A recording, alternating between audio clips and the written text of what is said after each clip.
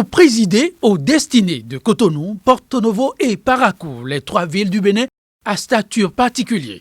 À la grosse interrogation de la période préélectorale, il n'a pas fallu trop de temps pour avoir des éléments de réponse. Porto Novo, la ville capitale, est revenue dans le giron de l'opposition. Le PRD y règne en maître, un règne pratiquement sans partage. À Parakou, les FCBE ont su conserver le fauteuil de la grande ville septentrionale pour le compte de la mouvance. La grande surprise aura été au niveau de la municipalité de Cotonou. Nul ne vendait cher la peau de l'alliance RB-RP pour un comeback aux affaires. Elle a su tirer son épingle du jeu, mais non sans laisser des plumes. Quelques postes perdus, mais la RB tient bien en main le gouvernail de la ville. Nous-mêmes, nous avions pris la mesure des choses.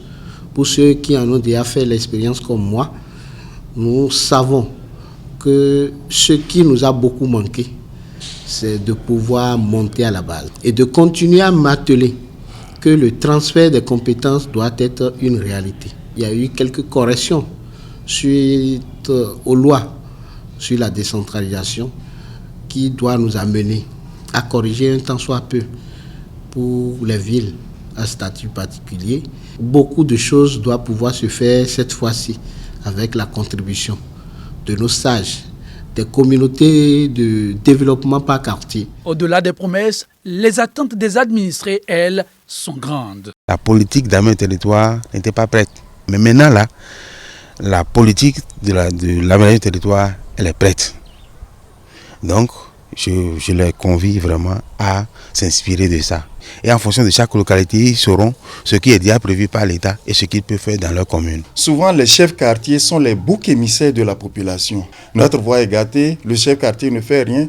J'ai souvent même honte de sortir parfois parce que la population jusque-là ne sait pas que l'autonomie financière revient au maire seul, même pas le chef d'arrondissement. J'aurais proposé entre le maire, le chef d'arrondissement et le chef quartier, il faut qu'on supprime une fonction là. Les biens publics, ils ne doivent pas les garder, après tout, ils vont encore gérer ça à leur manière. Entre eux, c'est pas bien. La corruption, c'est trop dans le pays. La transparence et la reddition de comptes, les seules options qui vaillent, d'autant que l'absence de ces principes a déjà conduit derrière les barreaux 5 des maires en fin de mandat, sans compter les conseillers et chefs d'arrondissement interpellés.